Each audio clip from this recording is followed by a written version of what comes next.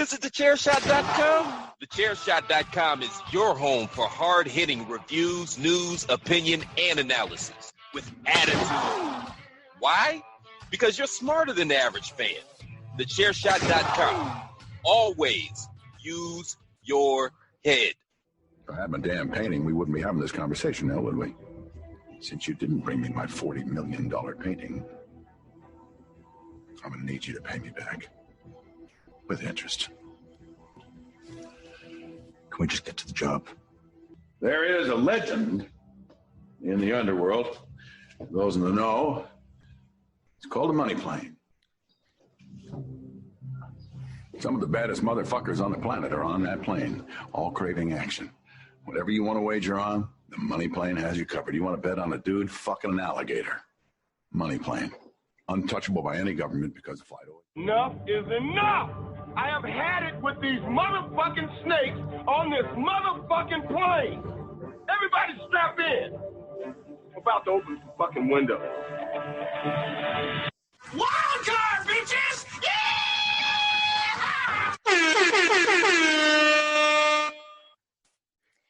Hello, everyone. By all of those random sound bites and clips, you know that you've landed on another edition of the Hashtag Miranda Show, which is part of the Chairshot Radio Network, which is part of thechairshot.com. Thechairshot.com. Always use your head. Yes, the Hashtag Miranda Show. Chairshot.com. Always use your head. No, like hands up in the air, like, I don't know what happened. You literally pushed the buttons. Thechairshot.com. Always use your head. You done? How is it? It's my show, and every time I have to ask you if you are. That's the very first week when I thought people would be able to see the names that are underneath our faces that Zoom puts there. I had literally changed mine to like the person who's actually in charge, and no one ever saw it, so it didn't matter. But yeah. Yeah, but you know, I'm sure you'll put something crazy this week. Who knows? I'm setting the expectation up right now. But back to the introduction. Yes, this is the Hashtag Miranda Show. I am your host, the Twitterless heroine herself, the ring announcer to the stars, and of course, the queen of soft style, Miranda Morales. And I am joined by my colleague, co-host, and dear friend, also button pusher of the literal and figurative sense, Greg DeMarco. Dave, it's me, Dave. That's me. I'm the one pushing buttons all the time. I never stop pushing buttons. This is such good shit! And I won't. I can't. And he won't. Can't stop, won't stop. But hey. You can't play that, though. Can't play it, can't stop, won't stop. We can't play it, yeah. We can't play it, but we can say it.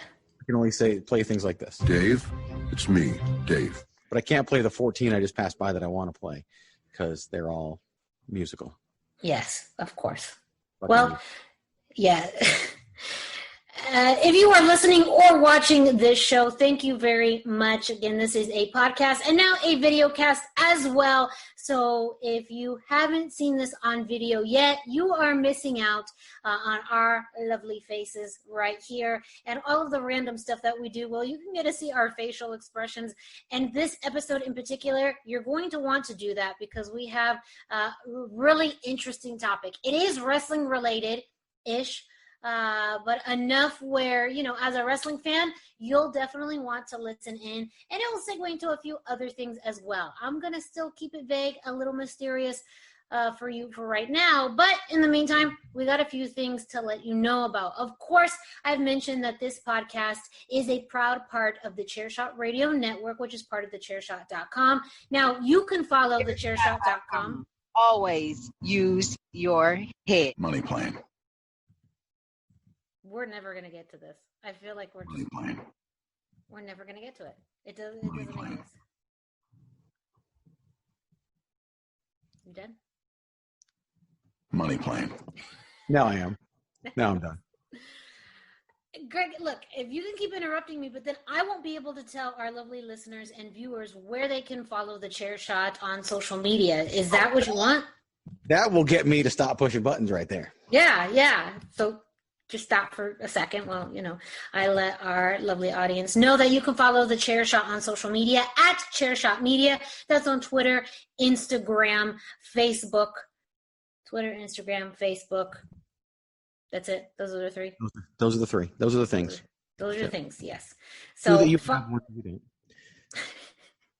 Yes, follow us on social media to get all of the latest updates and news, not only from thechairshot.com, but also for the multiple podcasts that are featured on the Chairshot Radio Network. I, myself, Miranda Morales, you can find me on social media as the Twitterless heroine. Well, I'm not on Twitter. Sometimes I do take over the Chairshot's Twitter account. I just did that most recently for Slammiversary. I'm sure I will be doing it again. So your best bet is to follow at Chairshot Media. But if you want to follow me directly, well, you can follow me at the #Miranda on Facebook and Instagram. There I post lots of cool information, links to all of the shows, and my random musings. And of course on Instagram, you can find some really cool pictures of me. One of the most recent pictures I did upload was of myself back in a ring. I actually was a ring announcer, which I say I'm the ring announcer to the Stars, but have not announced anyone since March. So almost going on 5 months. So this past weekend, I was lucky enough to serve as the ring announcer for Kickstart My Heart Wrestling, based out of the Twin Cities in Minnesota. First time in Minnesota ever. That was a thing. But, it's a beautiful state. And here in Arizona over the weekend, 110 degrees, something crazy like that? I think Friday was we hit 118 at some point recently. But it was hot. It was toasty. No, sir. Yes, in Minnesota, it was in the high 70s. It was beautiful. Beautiful, beautiful. And it was just very awesome to announce for Kickstart My Heart. A great promotion, amazing talent, actually from all over coming together for a show. So a big shout out to Kickstart My Heart for having me as your ring announcer. And going back to all the plugs, Greg, you can find him at Chairshot Greg. And also email Greg for anyone who needs to email him. Sorry, I played a soundbite because your internet connection was unstable again. So it always is unstable. Unfortunately for me, it was unstable while you were plugging all of my stuff. So no one can follow me or email me now because of your unstable internet connection. Why don't you tell the people then, just to make sure that they hear you? So if you want to follow me, you can follow me on Twitter at the #Miranda. You can email me at Miranda Morales, some numbers at Gmail. At Chairshot Greg. You can email me, Greg DeMarco, at thechairshot.com. You can also go to thechairshot.com /Greg DeMarco. It's all there. That's it's even in the menu of thechairshot.com because Patrick O'Dowd today was all about calling out people's vanity. So there you go. That's where you can find that. I can't even play the You're So Vain soundbite. That's the original one. You can't, everybody. Ah, damn it, YouTube. Yeah. I think you know what I look at YouTube. I wish I had this back when I first got those emails from YouTube. Remember when I took a picture of the email and texted it to you with just oh shit. Here's what I was thinking about YouTube at the time. Are you really fucking with me right now? Are you fucking with me? That's what I thought about YouTube. We'll get there, everyone. You may be wondering what in the hell are these sound bites? Building the suspense. Building the suspense. The best way that we know how. But before we get to it, we got one more thing we got to plug. And of course, that is the t-shirts that you can find on ProWrestlingTees.com /thechairshot. And this week in particular is special because you can save 20% off of your t-shirt order using the promo code SUMMERTIME this week. So as Greg calculated, because he is the math expert, the statistician, with the Excel files and all of that, the mathematician, all of that.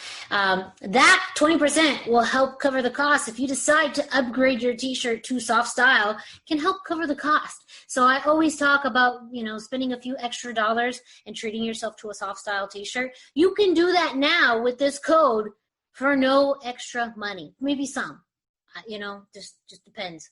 However, if you want a good chunk of that extra cost covered, you can use the promo code SUMMERTIME when you go to ProWrestlingTees.com .com/thechairshot. There you can find over 25 different t-shirt designs, all in support of thechairshot.com. Of course, you can find the Queen of Soft Style t-shirt just for you, and you can order it in soft style. I mean, how else? Well, I could not put my name on a t-shirt if I couldn't sell it to you in a soft style. I just will refuse to do it. And not only can you get the Queen of Soft Style t-shirt, you can get lots of other Chairshot t-shirts in soft style, but you can also get them in sleeveless, with sleeves, low cut, regular cut, whatever cut you want. Not really, just whatever the options are available on ProWrestlingTees.com/thechairshot. But again, that's an awesome way that you can support thechairshot.com, and you can be stylish. So don't forget, 20% off. Use the promo code summertime at ProWrestlingTees.com/thechairshot.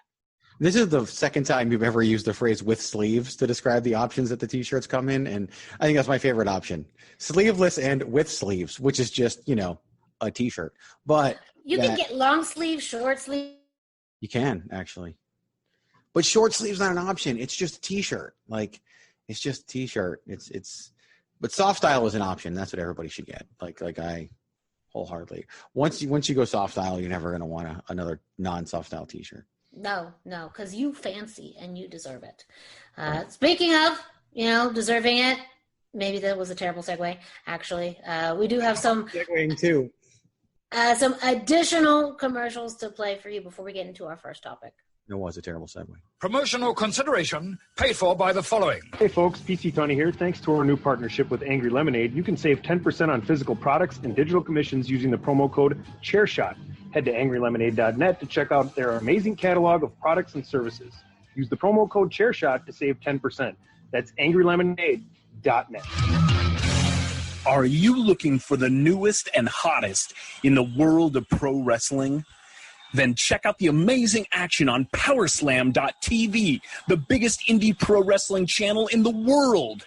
Get over 6,000 hours of the best events from over 150 of your favorite promotions from 20 different countries around the globe. Brands like Progress Wrestling, Evolve Wrestling, Combat Zone, Defy, PCW Ultra, PWX, Over the Top, Shine, and hundreds of others with fresh content added every day for only $5.99 per month. Get your free trial today at Powerslam.tv. That's over 150 of your favorite promotions found exclusively at Powerslam.tv. So go to Powerslam.tv and you'll get a free week. But if you use the promo code ChairShot, you will get a free month. Now, a month is only $6, but why not try it out and see if you like it first and do it on us? Go to Powerslam.tv, promo code ChairShot, get your free month. Again, that's Powerslam.tv, promo code ChairShot. Thechairshot.com. Always use your head. Enough is enough. I have had it with these motherfucking snakes on this motherfucking plane. Everybody strap in. I'm about to open the fucking window. Fuck you, Pat. So I've mentioned the very first topic, and if you've been listening to this show for the past few minutes, you've heard many of a clip from this particular movie that we're going to talk about. So this is the very first movie review on the hashtag Miranda Show, and as you may guess, it is going to be pretty random. This is my first official movie review ever that does not involve me talking to a friend or, I don't know what other movie, like a formal movie review. Like, wow. But like you can actually find at thechairshot.com when the Bandwagon Nerds crew does their movie reviews, or the couple that I've done, podcast version, but you can even get them. You get at least one a week over at thechairshot.com. Yes. So this movie review is of Money Plane. Now, this is what that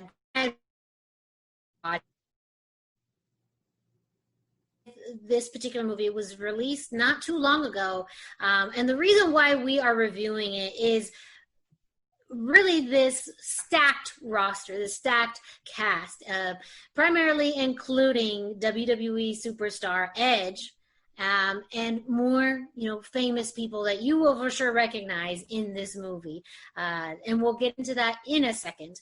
But this movie is really, unprecedented, as I would like to imagine it. I've been a big fan of, action movies, and from the other quotes that you've heard just recently, big fan of Snakes on a Plane. So when I heard of Money Plane, I said, yes, sign me up for it. And of course, Greg, as he's mentioned, has reviewed many movies before, so he also volunteered to, watch this movie, give it his professional look. But what would, who do we be if we weren't giving you, what you needed to know about this movie that stars WWE superstar Edge? Money Plane. That's the name of the movie. That's the name of the movie. So I figured starting off this movie, giving a little background on it, because there may not be people who know much about the movie itself. So I'm pulling up a few things, including its IMDb page, because that's really the true source. You got to pull up the IMDb in order to, talk more about the cast. But this movie, the summary of this movie is a professional thief with $40 million in debt, and his family's life on the line, must commit one final heist, rob a futuristic airborne casino filled with the world's most dangerous criminals. So, in and of itself, that sounds pretty interesting. That was a perfect soundbite for what you just said. I got to play it again. Some of the baddest motherfuckers on the planet are on that plane. Yep. That's pretty much it. Some of the baddest motherfuckers on the planet are on that plane. What plane are they on? Money Plane. That's what plane they're on. That's the plane that they're on, yes. Now, this is labeled as a action-adventure movie, also mystery and suspense. We'll get into that. I don't know if I agree with that category of it, but, who knows? Now, an interesting thing about the movies, I talked about the star-studded cast, and if you've seen the trailer or the movie poster for it, you've probably seen some familiar faces on it. But maybe a familiar face that you aren't aware of as director and writer of this movie is one Andrew Lawrence. And you may not, for some people they say, who is that? Well, for anyone who's grown up in the 90s, which dates me and Greg as well, but in the 90s, there's a trio of brothers that were all over television, even, heartthrob status. And they are just a staple of 90s television and even movies. So Andrew Lawrence, now I'm also going to date myself because I don't remember all three of them. So you have Andrew, Joey. Joey is the most famous of the Lawrence. Joey is the most famous. Joey Andrew Lawrence is the middle. Say whoa all the time. Like that's yes. Joey. Whoa. That's Joey Whoa. Lawrence. And then there's Andrew, and then there's the other Lawrence brother who was more well known than Andrew, but now I can't remember who it is. Yeah, I forget the Matthew. youngest one. Matthew, yes. Okay. So Matthew, Andrew, and Joey Lawrence. It's like Hanson, but they're actors. And if anyone doesn't know who Hanson is, you could still keep on listening and watching to this, but just please take a few minutes to research Hanson. Please. Basically, it's like if the Young Bucks were in a pop group and not wrestlers, they'd be Hanson. Really, the Young Bucks? I don't know about that. I thought they would be more of the Lawrence brothers, actually, if they were actors. Maybe, yeah, I can see that too. Anyways, I digress. So, yes, so this movie was written. Back to unstable internet. There we go again. Frozen Miranda. Frozen in time. Now she's back. Yes. So I mentioned all three Lawrence brothers because they are featured in this film as well. So that's a big thing. You don't get to see all three Lawrence brothers in the same film. It's a rarity to see that. And we'll go into their... Shocking that Matthew Lawrence and Joey Lawrence would be in Andrew Lawrence's movie. Go figure. Go figure. Anyways. I wonder how they got those roles. So, it's not. Oh my gosh. It's not who you know. It's not what you know. It's who you know. It is. Yes. So, okay. So we got that established. We got the genre. We got who, some of the director and the writer. out of the way. It was released back in July 10th is the official release date, and it is available through streaming. I watched it through Amazon Prime, and Greg, I believe, watched it through Redbox streaming. Yeah, I got a free media copy. Worth every. He has that big league media copy, and I actually rented it. I told you. I didn't have to. Anyway, that's pulling back the curtain way too far. Cent that they can get.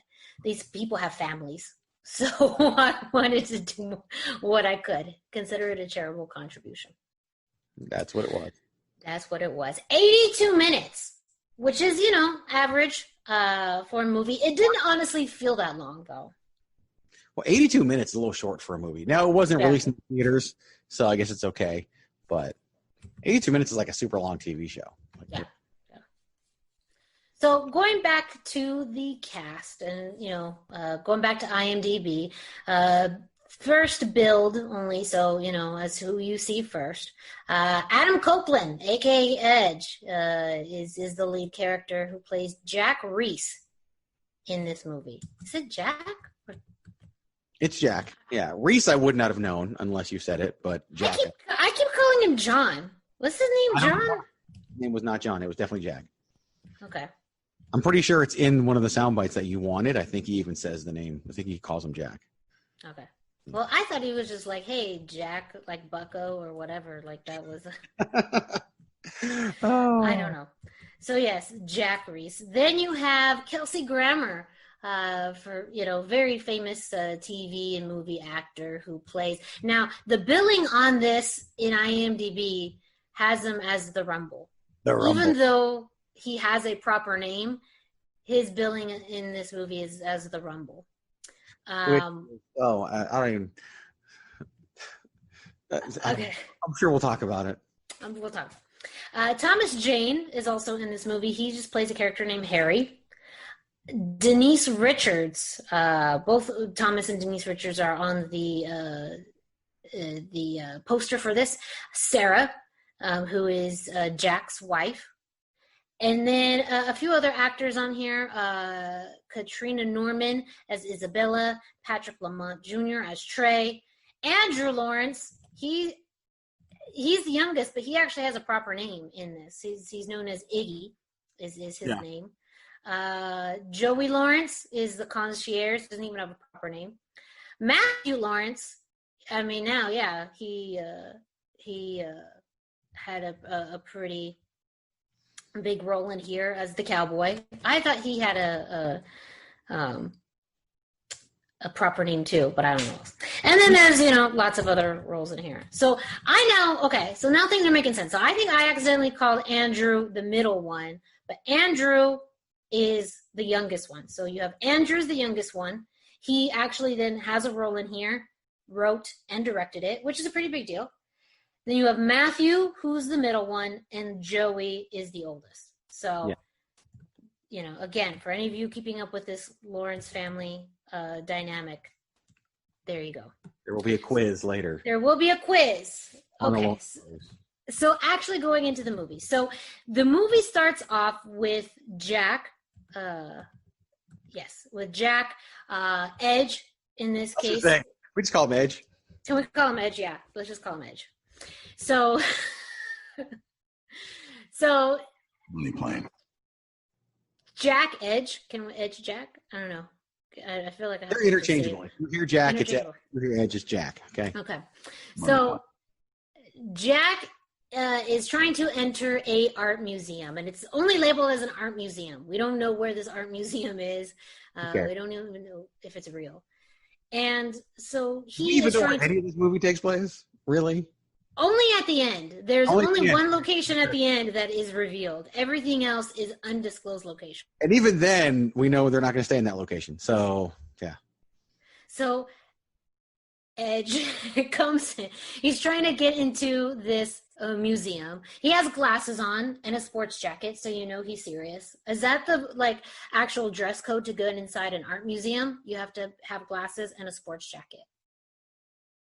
Maybe. I mean, I went to the Guggenheim, and You're fancy. Sure as hell wasn't wearing a sport coat.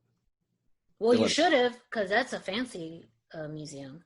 The Goog is what we called it. Goog, yeah, it's very official.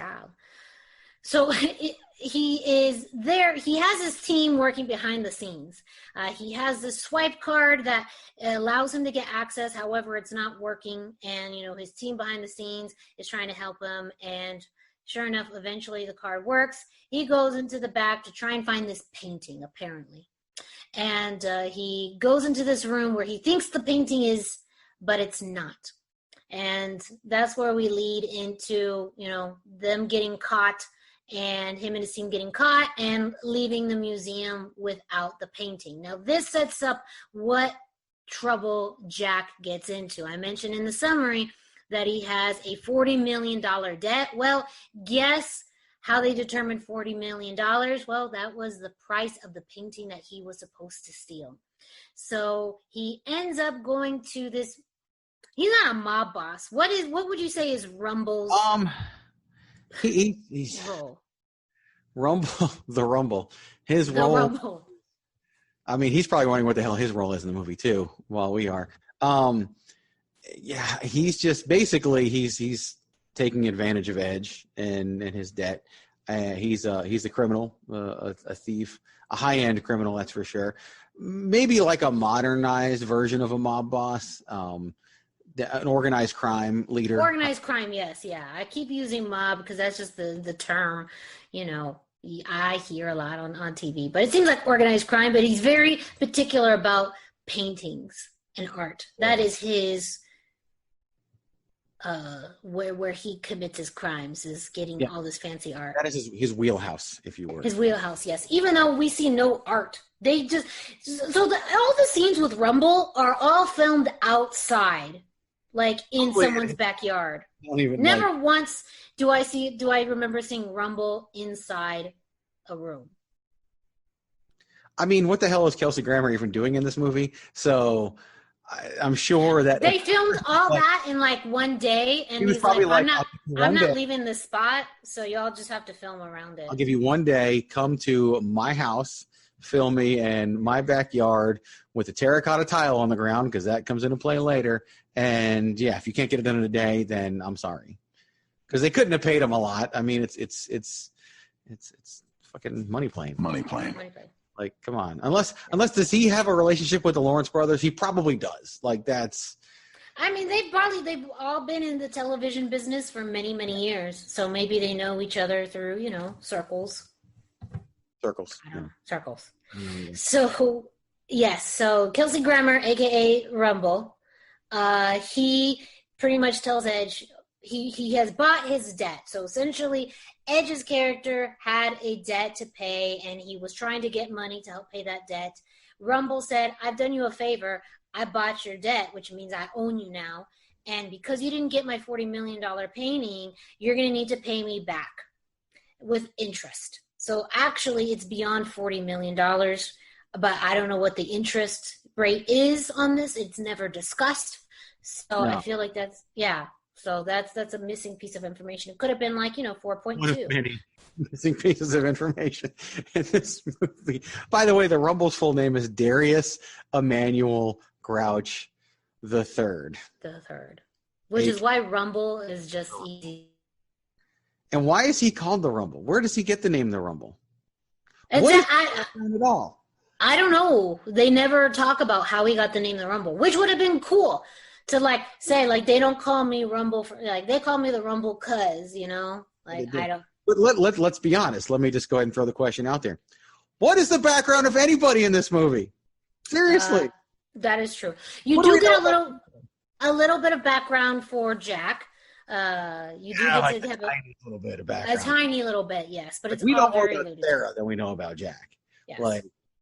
So we're not Sarah. I'm sorry. What's that? What's the? Sarah's the wife.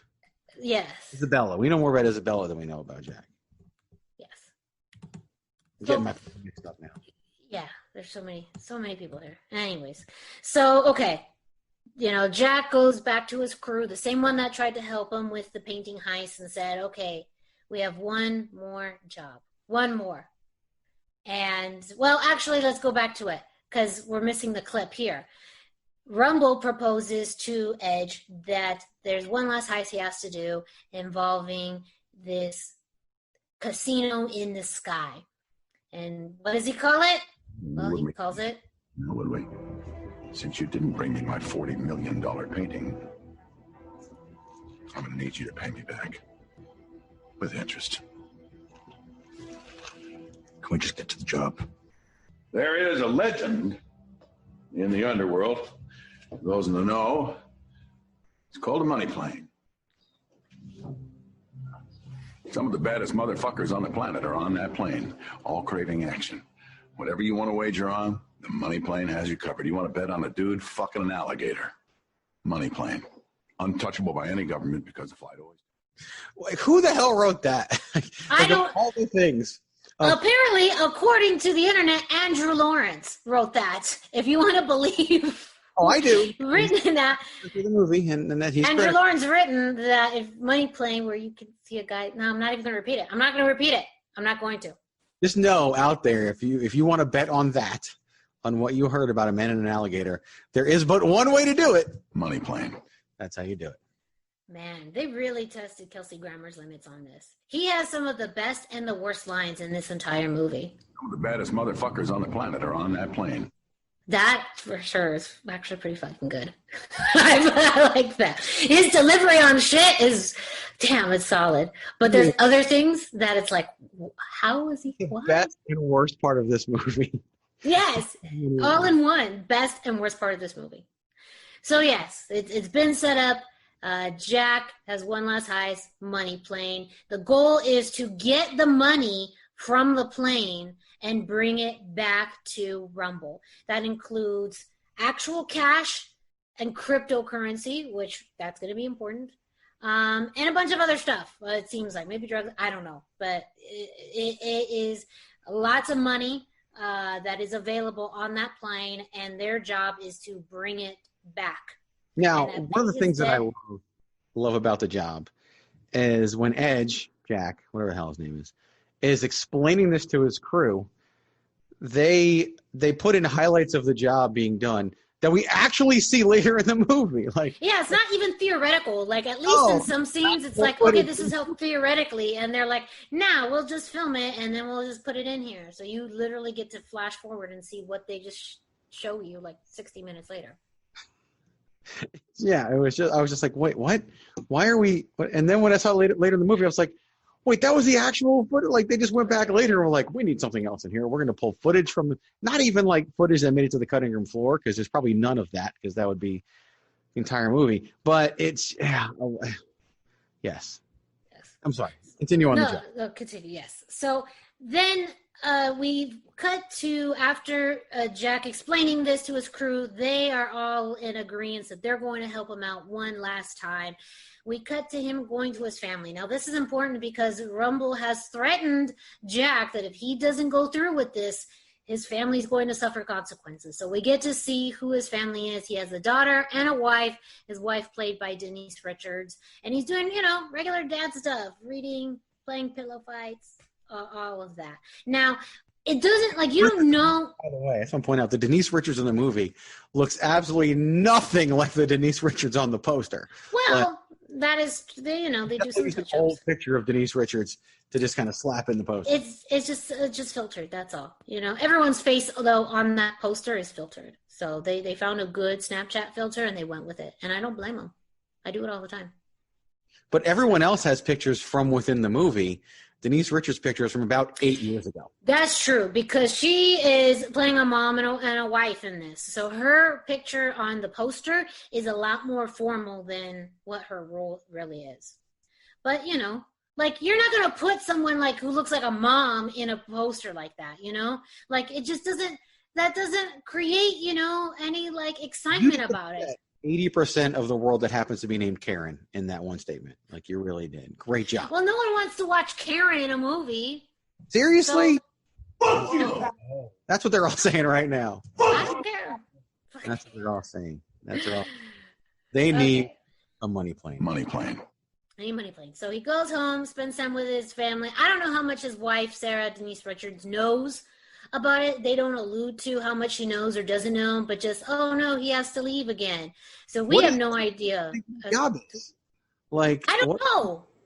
We don't he know. has to leave, and he does all these things. Like, I would imagine she knows something, but she knows he has a job. I don't think she knows he's a thief, because when she talks about it, he's like, "Oh yeah, last minute, I gotta go." Like, and if she knows he's a thief, she damn sure wasn't afraid of the fact that he was leaving to do this and putting his family in danger.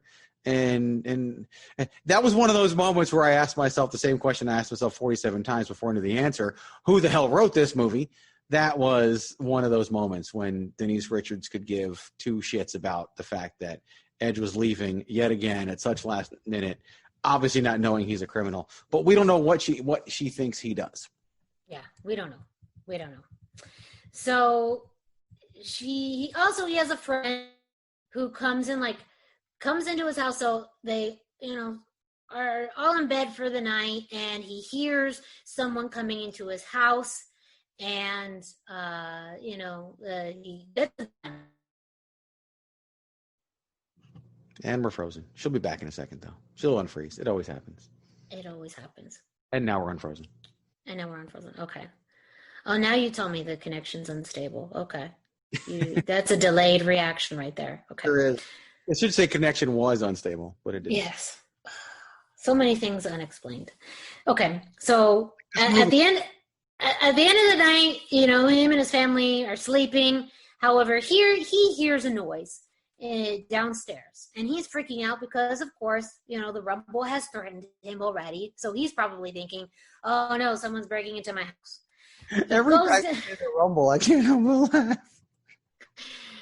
That's the easiest way to call him, because I'm not going to call him his full name. But who the hell is named the Rumble? He wants to be called the Rumble. I'm calling him the Rumble, okay? Okay. Call him the Rumble.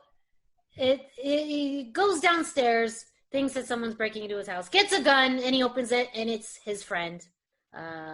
Harry. Thomas Jane. The Punisher. Wow, how the mighty have fallen. I'm sure Thomas Jane watches this movie and wonders why the hell he's in it, but so does Kelsey Grammer and Denise Richards, and probably by the end, Andrew Lawrence. But yeah, it's the only person who doesn't wonder why. So Jack and Harry have a heart-to-heart, and apparently Harry and Jack do have a history, and Harry alludes what it is, we don't know, because we don't know what shit. it is. But, it alludes to Harry knowing about Jack's financial situation and being more in the know. And Jack asks Harry to watch over his family while he's away, and he agrees. That's going to be a little bit important later on, something you'll just wait and see. So next, we get to the crew actually getting on the plane. So we have Jack, then we have... and then they have other identities. So I'm actually going to call Trey. He has another identity. I forget his first name, but McGillicuddy is his last name. Yeah. McGillicuddy's last name, which I wonder if Edge had anything to do with McGillicuddy being the last name. That's the only reason why it stuck in me, because that name is hilarious. Edge was like, can we call him McGillicuddy? McGillicuddy, because it's he's friends with Chris Axel, and I could just totally see McGillicuddy being there for a reason, because he doesn't look like a McGillicuddy. That's for damn. No, and that's pointed out very much in the next few scenes. And then Isabella is a flight attendant who gets on board. John, Jack, Edge,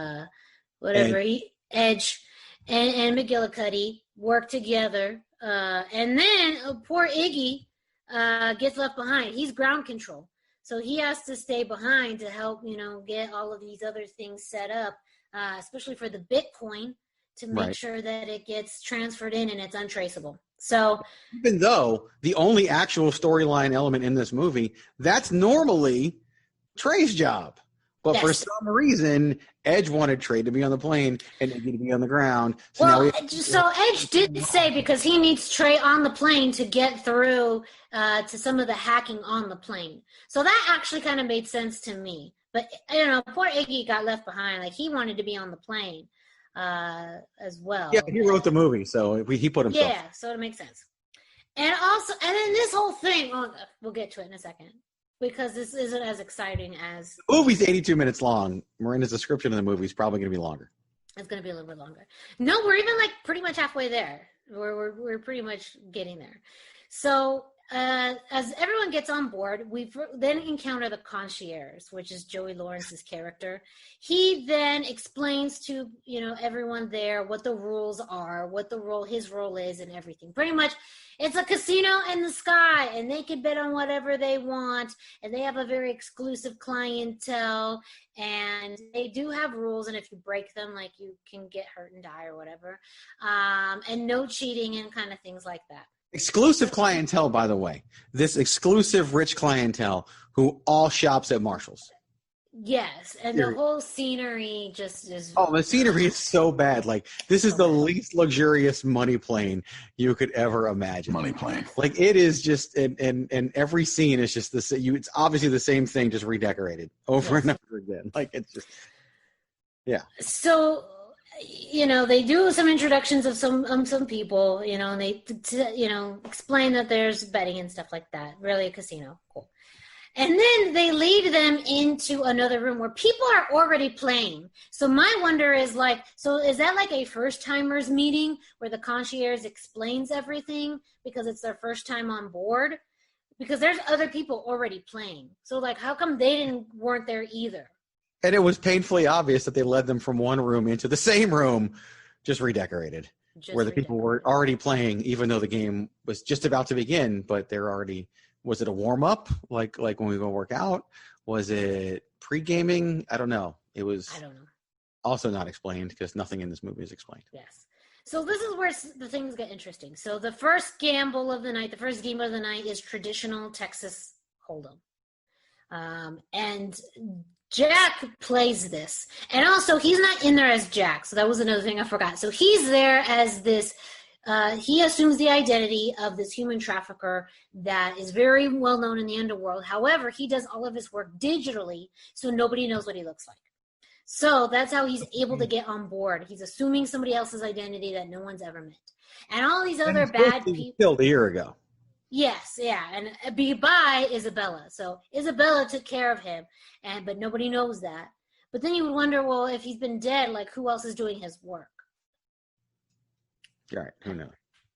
Who knows? Okay, so John then plays Texas Hold'em with these other people. Jack, there's no John. John, Jack, Edge. People are like, what the fuck? Anyways, so Jack Edge, he plays Texas Hold'em with these other people, and they're all, bad people. One sells, weapons, and I don't know what this other, they all do bad things. So we didn't even know what most of them did. We only know that one guy sells weapons, one guy does human trafficking, and the rest do something. But what we do know about them... Some of the baddest motherfuckers on the planet are on that plane. That's what we know about them. Yes. So they play a first round of Texas Hold'em, Jack loses, but apparently that was part of the plan, because then he says that he wants to, take a little bit of a break, and McGillicuddy then steps in for him. And we get more explanation of the authorization process for McGillicuddy to be able to use Jack's money than we get for basically anything else in this entire movie. Yes, because they have wristbands that they use in which the money is uploaded. So they had to transfer the funds from Edge's wristband to McGillicuddy's wristband. So they did that, and then Edge disappears. But he doesn't really disappear. His goal is to get into the cockpit of the plane, and he needs to assume flying the plane. And he Which has they to showed us earlier when he was describing the job to the team.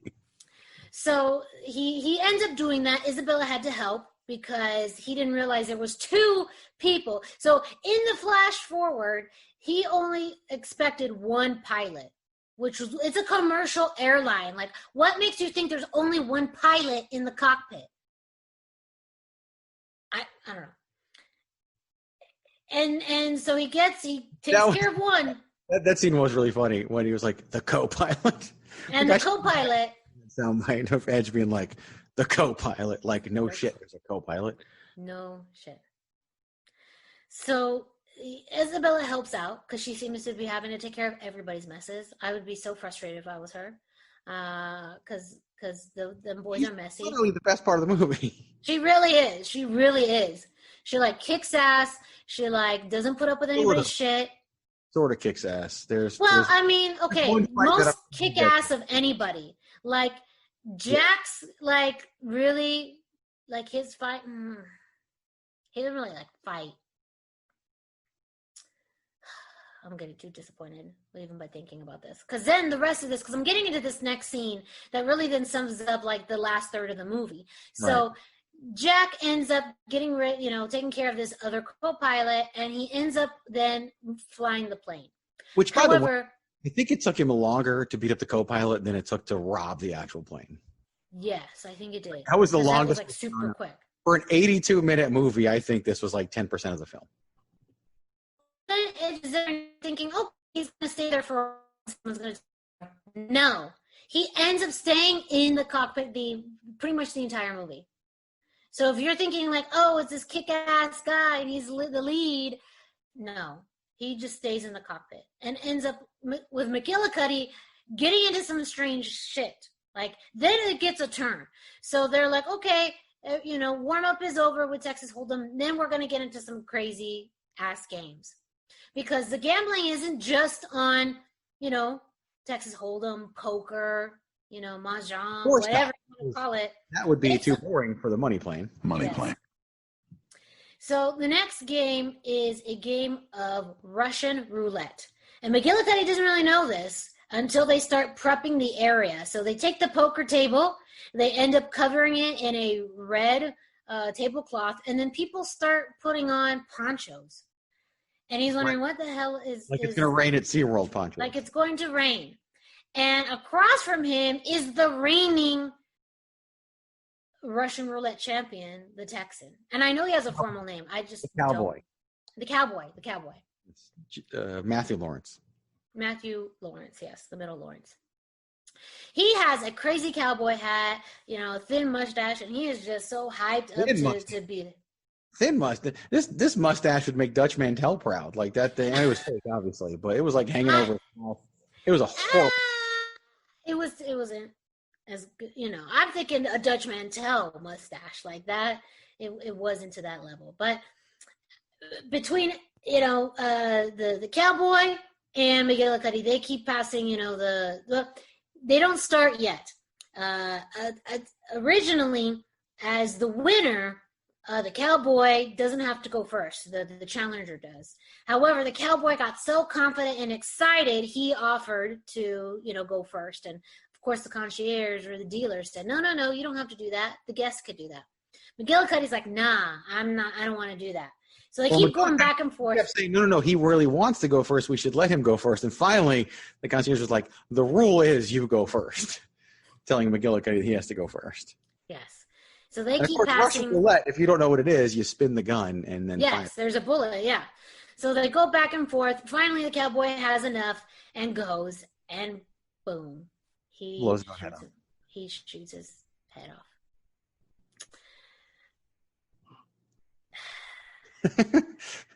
Yeah, he gets tired of waiting for McGillicuddy. Just grabs the gun and goes and shoots himself and kills himself, and it's just honestly. Gloriously, hilariously bad. It's really bad. It's rough, y'all. Especially when like the other contestants are happy that he did it because they don't like him. And of course, these are seedy people. I mean, this is, look who's on the plane. Some of the baddest motherfuckers on the planet are on that plane. And they don't care that he killed himself because they were betting on who was going to win, and they took the 20-1 odds on McGillicuddy.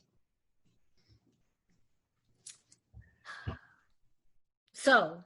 After Russian roulette, they decide to take it to a step up, another notch. And this is what I like to call Saw-type games. So for anyone who's familiar with the movie Saw, or the franchise Saw, that movie was based on a bunch of crazy-ass scenarios where people just died terrible deaths. And in this case, it's like the same thing. However, you're placing bets on how long it's going to take for people to die in different scenarios. And, of course, understandably, McGillicuddy, he's, like, freaking out. Edge is still in the cockpit. Isabella is trying to locate where all of this money is. So she's actually like doing her job, just trying to figure out where all this money is. Edge is flying the plane, and McGillicuddy's just trying to, stay alive at this point. Yeah, and not die. So they don't tell him that. They don't tell him what the premise of the game is. They just ask him, how long do you think it's going to take? And he gives a time frame. In the first case, it was 17 minutes. And it isn't until they give him a screen in which he finds out what he's actually betting on. Now, this gave me a little bit of excitement because as Greg saw this movie before I did, and so, of course, I talked about it. One of my favorite movies is Snakes on a Plane. So I have had it with these motherfucking snakes on this motherfucking plane. So I was already hesitant on this movie because I was not aware of any snakes. There was not going to be any snakes on this plane. So how good was it going to be? And Greg said, oh, well, there's a snake in there. There really is, but not really. There really was not a snake. That's why I wasn't spoiling it. And I didn't just say there's a snake in there. I said, no. I said, we have a motherfucking snake. We have a motherfucking snake. So McGillicuddy gets given this tablet showing a live feed, and it's a guy who is put in a pit with a cobra. So his 17-minute bet or wager was that this guy is going to die within 17 minutes of this encounter with a cobra. And, well, good for him, beginner's luck. He wins. So I also didn't understand the premise of this bet because usually I call it Price is Right rules, where Price is Right, if you go over, you're out. But apparently this person died with the cobra within like 16 minutes and 23 seconds or something like that. I think it was because everyone else probably went like 3 minutes, 4 minutes. So it was like the closest? Yeah, so I think he was the closest to the pin, as it were, in golf. So that's why I think McGillicuddy won this bet. I don't know, because like everything else, this movie wasn't explained. Nothing was explained. So then you have a series of other crazy events, like some guy, another video of how long it would take for some guy to cut off another guy's hands, and then also another guy being eaten alive by piranhas.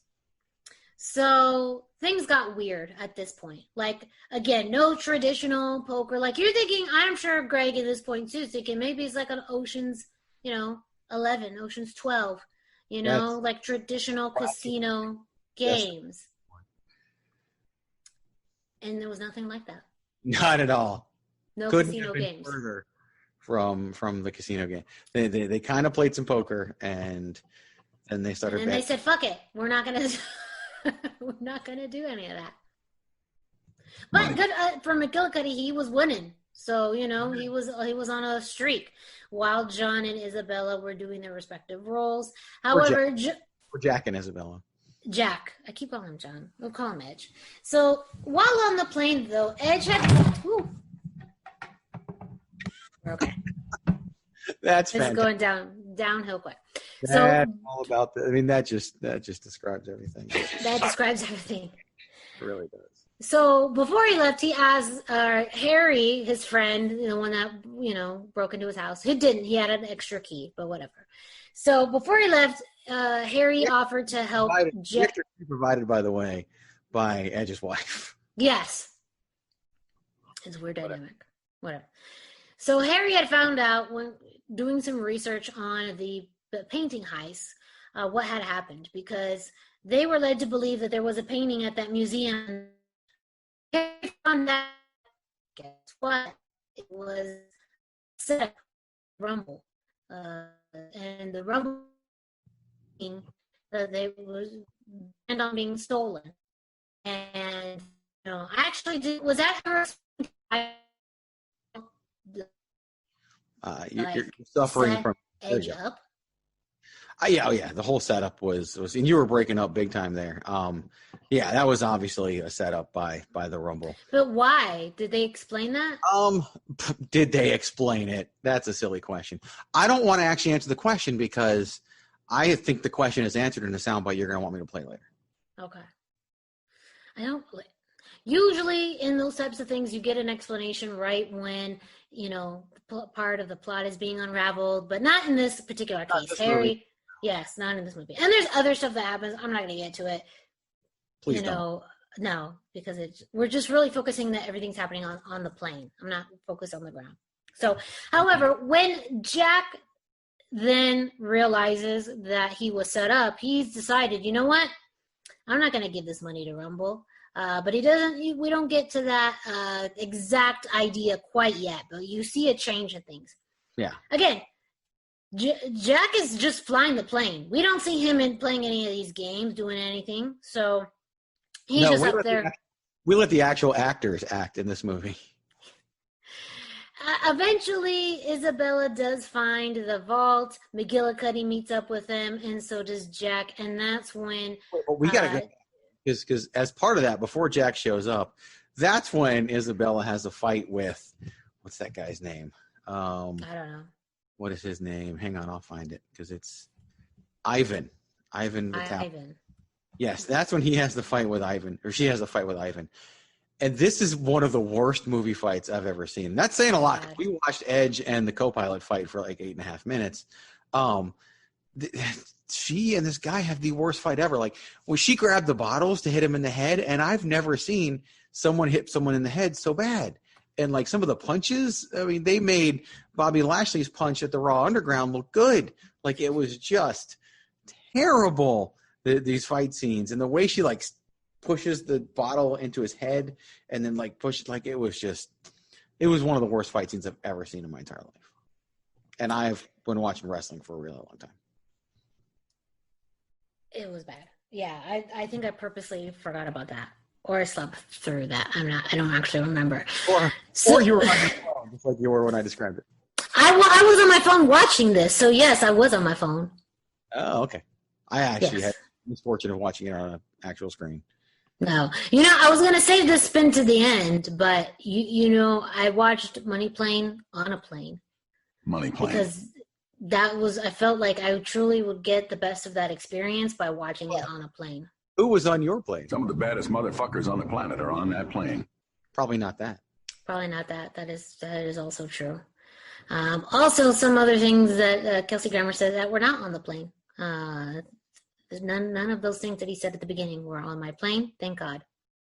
That's true. That is very true. So, yes, the fight scene happens. Everyone gets together, and they find all of the money, and plus, the hard cash and the crypto. And this is the thing. So we didn't actually explain how they were planning to get off the plane, but I'm glad we waited until this point. Right. Because, you wonder, was this going to be, them landing the plane and, safely, leaving, all that? No. Their goal was to collect as much of the hard cash that they could, bundles of cash, and jump off the plane and parachute down to safety. Well, because most money was in Bitcoin form. Yes, exactly. So they were able to transfer it. You just skipped over this part that you wanted me to have sound for, by the way. Because now you have Edge down with the vault, no longer in the cockpit. So what? Okay, so then fill me in. So I am skipping around a little bit. So where is this gap, or where is this very Remember, Edge figures out that there's that he was set up by the Rumble. Yes. And Harry and Edge have to enact Plan B, and then Edge makes the phone call to the Rumble while on the plane, and that's what you wanted the soundbite of. Oh, I thought they found the vault first, and then he calls Harry. Did he go back to the cockpit, maybe? That's possible. No. I thought, but the vault isn't in the cockpit, is it? No, the vault's not in the cockpit. It's down. Well, yeah. So let's just play the clip, because at this point, because it's a funny-ass clip. So Edge confronts Rumble, telling him he knows what happened and it was set up, and this is Rumble's response. It also answers the question you asked earlier about why Rumble even picked the Money Plane, in my opinion. Who are you holding for again? Need I remind you who you work for? I've been up here above the clouds. I don't know, it's given me some perspective. I've been thinking, what if I don't work for you? What if you were actually just a little bitch? And what if this money wasn't actually yours anymore? Are you really fucking with me right now? Are you fucking with me? You think you're badass, yeah? The criminals on this plane would eat you alive. On this plane, you're a dime a dozen, Colonel. I don't give a fuck who's on that plane. I'm the baddest motherfucker on the planet. I am Darius Grouch III, the Rumble, and I am taking down the money plane. So see, this is the answer to your question. At the beginning of the plane, he says beginning of the movie, he says who's on the plane. Some of the baddest motherfuckers on the planet are on that plane. And then in the clip you just heard, he calls himself the baddest motherfucker on the plane. He's taking on the money plane. The whole reason Darius Emmanuel Gulch, whatever, the third, the Rumble, who he probably gave himself that nickname, by the way, is doing this is because he's not on the plane. And he's mad that he's never been invited to be on this plane. Because he talks about the plane, it's lore, it exists, there's stories about it. So he's never actually been on the money plane. So he is just as seedy and bad as everybody on the plane, but he's mad that they never invited him because he just doesn't cut it as a criminal the way these people cut it as a criminal. Which, if his wheelhouse is art, like, that's stupid. No wonder they didn't invite him, because that's a lame crime. That is a lame crime. But that's honestly the Rumble's motivation for this whole thing, is the fact that he's not on the plane. Now, the movie doesn't tell us that. I had to figure that out. No, he figured that out, yeah. Doesn't tell us. Now it finally makes sense. So even a little bit, I think there's a little bit before that, though, where Edge then tells the crew the change of plans, that they're no longer going to take the money to Rumble. And he tells the crew, though, that they aren't going to keep the money either, that they're going to donate it. And that, to me, was... of course, the feel-good moment of the movie. Except if you're one of the two criminals on the plane with him, and they're like, so you're just going to donate? And they were like, yeah, I don't want it either. Like, it's all dirty money or whatever. Mind you, they're criminals. And yeah. And especially, I get it, too. Like, Isabella's killed someone. Yeah, he was a human trafficker and bad, but, you've murdered people, too. So, I mean, She killed people on the plane. She killed the person whose identity Edge is assumed. Yeah, these are not good people. They're just the good guys in the movie. And all of a sudden, they're like, they don't want the money? That's bullshit. Yeah. So then they all decide together they're going to donate it to people in need. And then, and that's also part of the UNICEF, I think, was the only organization. Yeah, UNICEF was name dropped. They name dropped UNICEF. So not Habitat for Humanity or anything like that. UNICEF. And they did say, when they were telling Rumble that they were going to donate it to people who actually were in need or real crimes like human trafficking. So it did come full circle to the identity Jack assumed. And sure enough, they end up, successfully transferring the money to Iggy, who is then battling people with guns. And then Harry comes with a drone with guns. Things are resolved in the ground. The first transmission stops 53% of the way through when they start fighting in the server room, and Iggy's like, it's not working, and then they flew out of range, and so Edge had to turn the plane around because he's apparently a pilot too. But then the second time when they did the upload you're talking about, it goes through in about 4.5 seconds. Yeah, I have no idea. They were like, it's done. The money's been transferred. It's like, really? Because it took an hour and a half earlier and didn't work, but in 4.5 seconds you transferred all the money. Yes. Why? I don't know. Yes. Well, also at that time, too, so as Rumble is saying all this shit, what he doesn't know, what we don't even know, is that Jack is holding this, something. It's not like the radio inside the cockpit. And recorded everything that Rumble said, that then gets sent to Joey Lawrence, the concierge. And they find out Rumble's intentions with Money Plane. So they find out that, this whole thing was a setup. And sure enough, concierge doing his job, saying, we're going to take care of it. That's some good class customer service.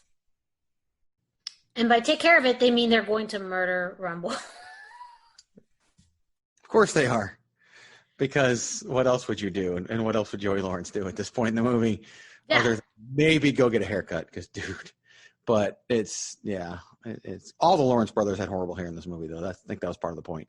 But It was, and it's like, they probably don't even know who the guy is, but Edge pushes a button, it gets broadcast through the movie. He makes a phone call on a phone from the 1920s, and now we have.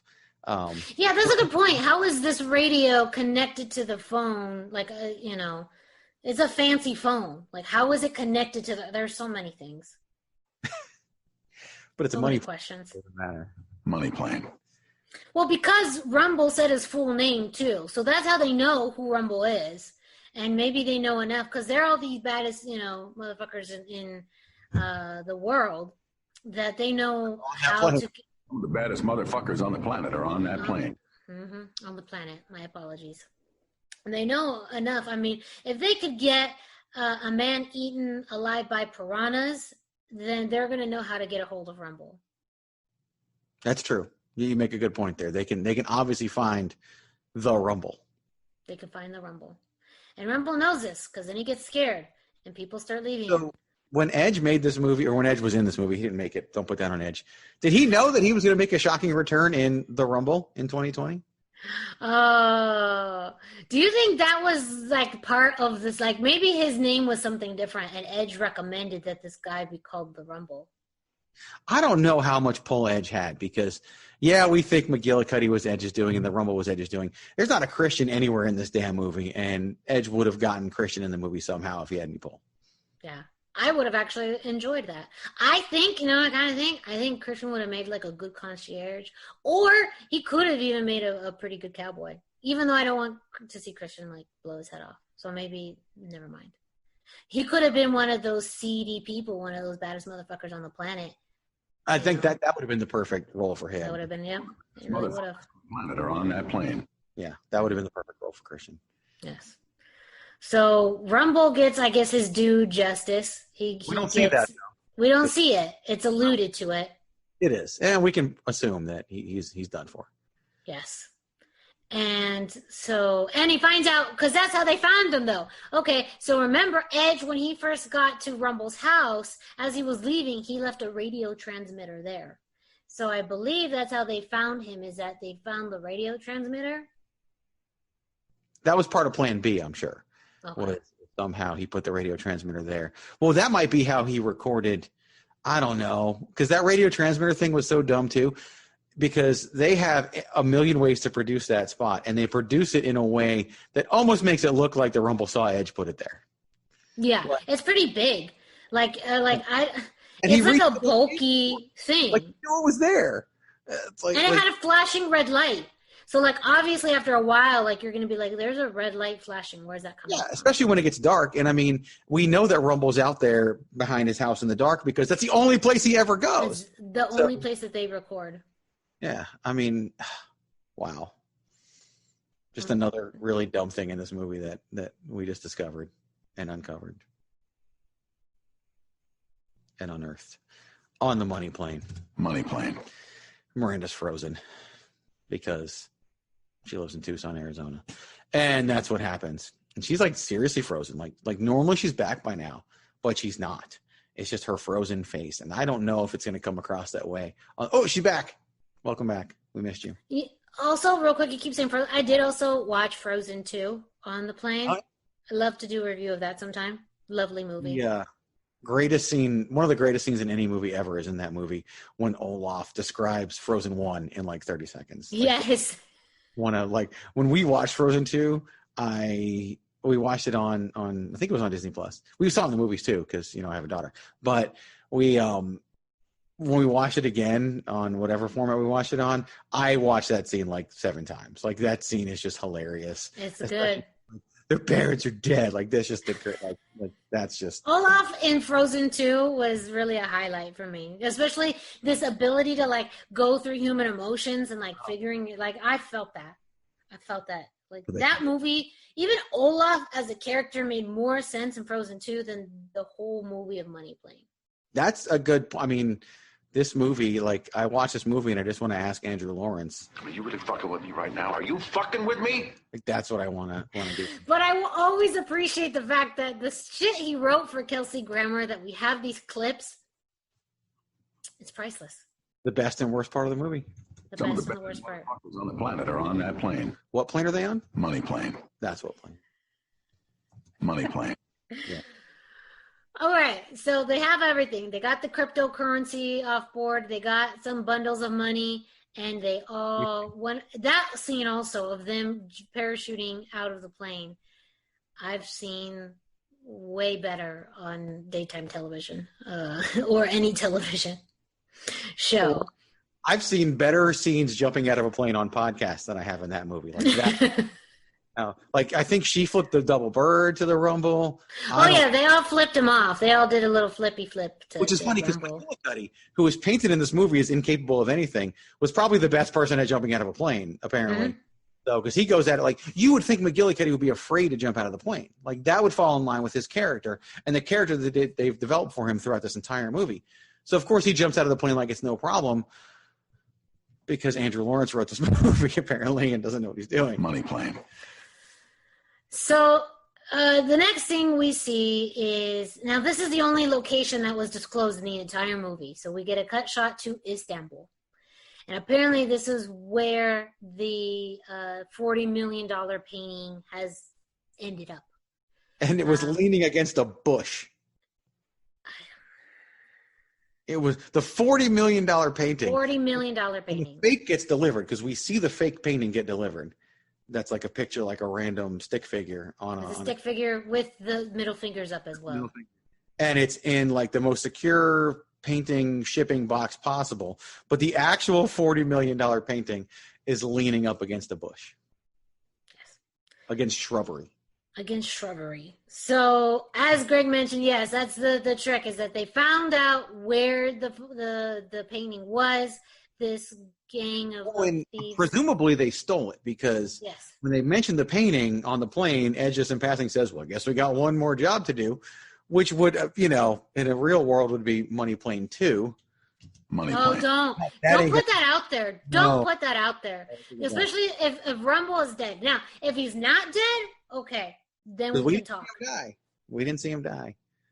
He had the Uzi and he was shooting everybody, and that's the last we saw of the Rumble. Creating the Rumble. There goes one last heist. Yeah, one last heist. Turns into another last heist. So they steal the painting, and by them, all of them. And then we cut to Jack with his family, his wife and his daughter. And he gets a call from Harry. And Harry was the one who helped get this painting off of their hands. Because remember, they didn't make any money from the actual heist on Money Plane. They decided to... Because they gave it all away. Because they gave it all away, yes. They gave it all away. They donated it to UNICEF. Other choice organizations that way. And other organizations. However, because of the notoriety that the painting has gotten, the asking price for the painting went up. So it's no longer a $40 million painting. It is a $60 million painting. Who knew? The asking price went up. And Harry mentions that they could split that 3 ways, and Jack says no, he wants to split it 5 ways. He wants to split it between everyone, not just including the people, Harry and Iggy. Right. Well, Harry said split 4 ways. Split 4 ways. Jack, Isabella. I thought he said 3 ways. Yeah, and then Ed says no 4 way or no 5 ways, and Harry doesn't skip a beat and goes okay. Like doesn't say thank you. Because, of course, like, shouldn't Harry be part of it anyway? Like, without Harry, none of this happens. Yeah, that's true. He flew the drone with the gun. That's right. We forgot about Vanguard 1 that went around and killed everybody. Yes, that's true. Yeah, that was the best part about anything that was happening on the ground. That's all you need to know. Harry flew Vanguard 1 with a gun. Iggy had hours to set everything up and didn't, but then set it up in 4 minutes. It took Edge longer to beat up the co-pilot than it took. Yes. Than it took for Iggy to set up the equipment on the ground. Yes. So and then close scene, and then that is the end of Money Plane. So I hope that everyone was able to get a good sense of this through my somewhat jumbled description of the movie. Greg's good insight. Literally, Greg helped me make more sense of this movie than I think anyone could have.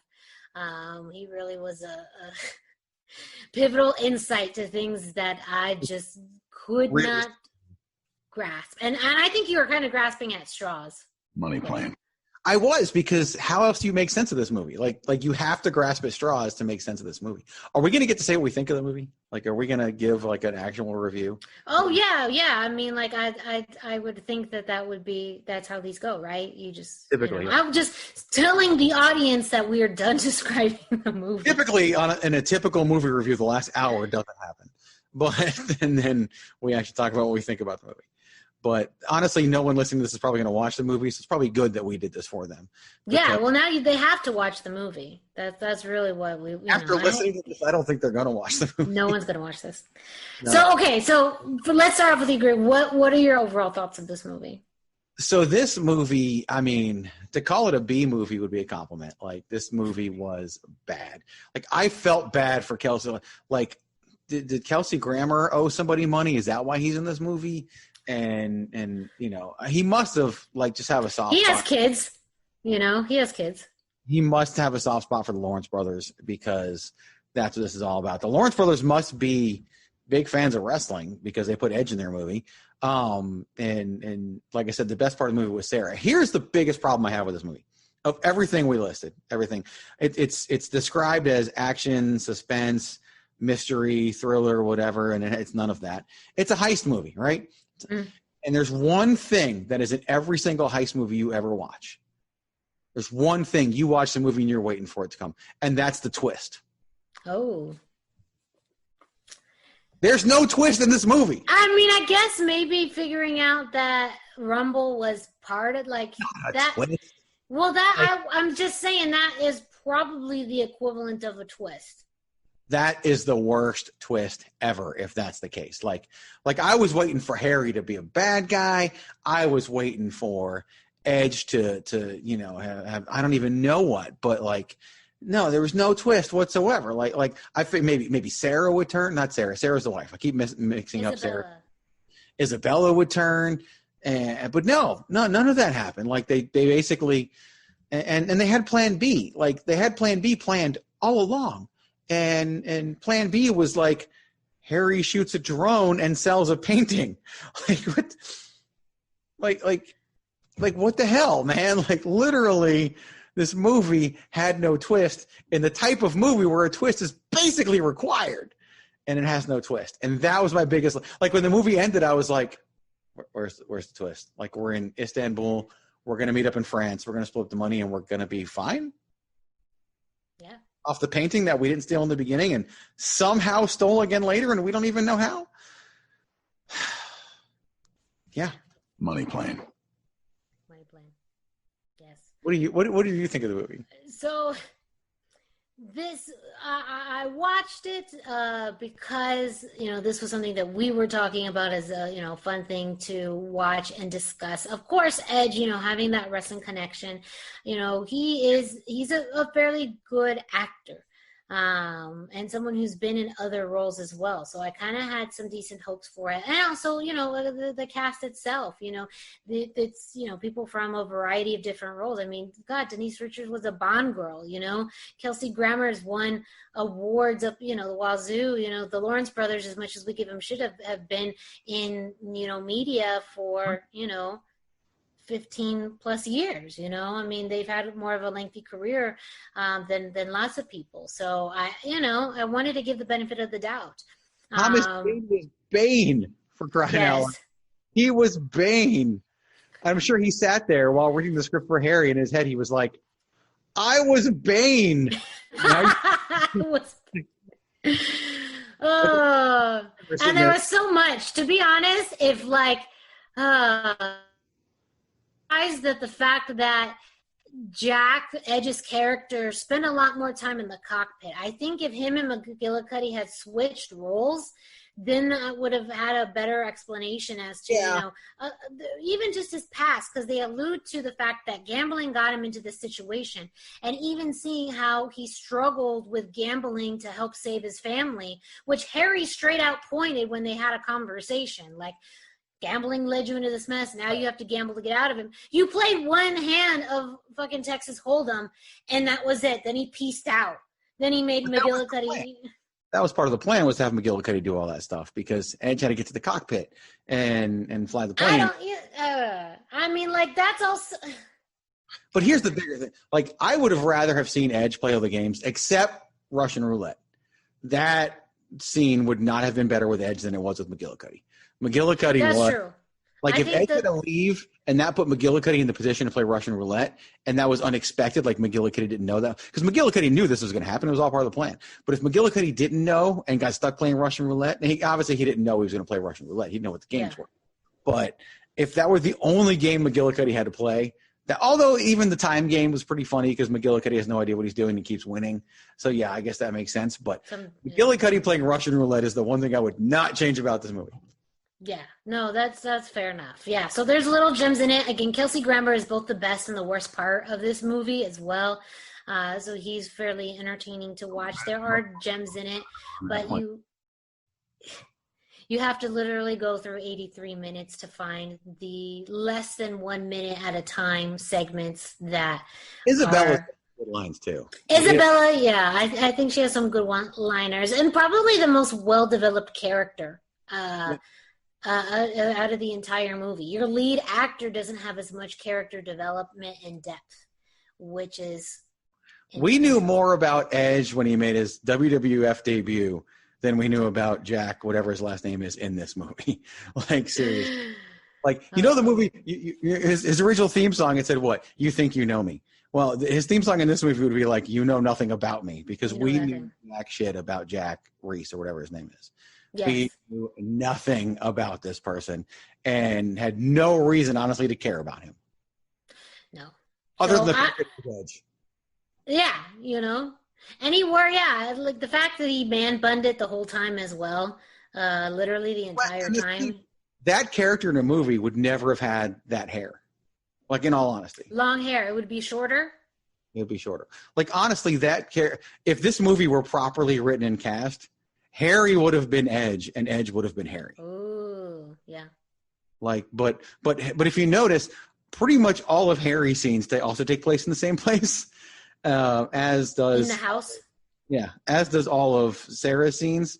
Because here's the thing. Yeah, we were in Istanbul for that final scene, but that was probably just the backyard of that house that they happened to be in during most of the movie, and they just put like a certain filter on, and then you can you and the filter. All they do in movies now is filters. Yeah, because all the big name actors pretty much did their scenes from one location in this movie, and they filmed it in like a day. I think they filmed this movie in probably a day and a half.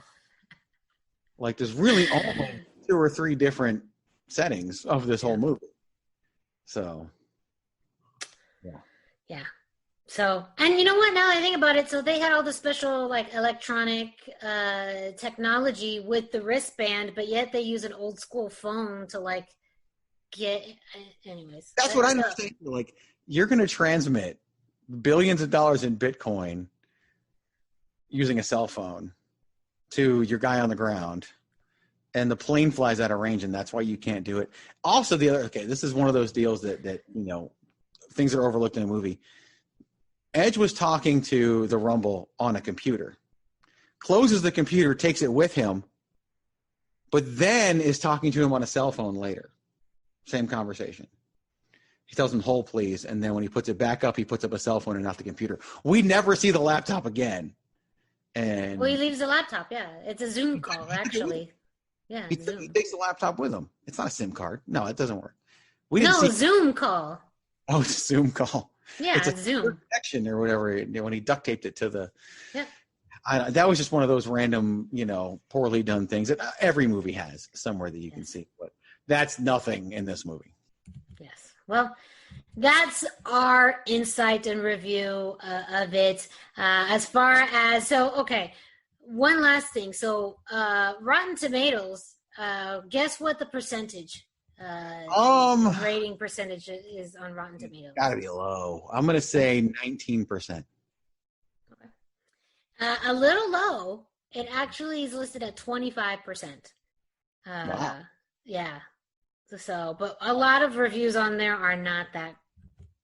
Why would they be? Very consistent. This movie sucks. Like, that's the review. Yes, that is fairly much the review. It sucks. It's not even like campy dumb. I think that there's certain scenes that, yes, You have like the Russian roulette scene is pretty entertaining. A lot of the one-liners from Kelsey Grammer are pretty entertaining. But there's not enough continuity in it where like you stick around to watch it all and laugh, at it, not with it. You really kind of have to sit down and just struggle through a lot of scenes from, the beginning portion and even in the end to get to some of the more entertaining things in the middle. Yeah, struggle through is definitely a great way to put it for this movie. It is. You're right. Like it's not intentionally bad.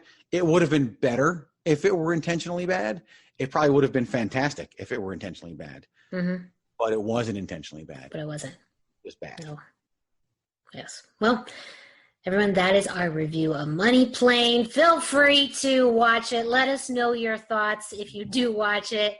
We're not held liable for anything that you do with this movie. But watch it for yourself and see if you have the same opinions as us. And feel free to reach out to us on social media at Chairshot Media, at Chairshot Greg, and at the # Miranda to let us know your thoughts. And luckily for you, we got a few more commercials for you in support of some of our sponsors.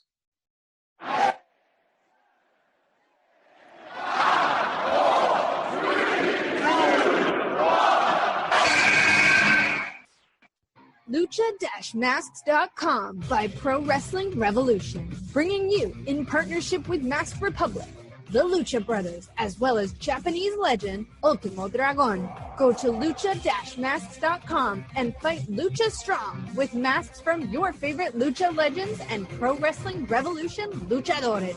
Stay safe in style and represent your favorite luchador. Get yours now at Lucha-Masks.com, powered by Pro Wrestling Revolution. This is your boy Kenny Killer telling you to make sure you check out thechairshot.com, bringing you breaking news, interviews, podcasts galore, everything pro wrestling. Make sure you check it out, thechairshot.com.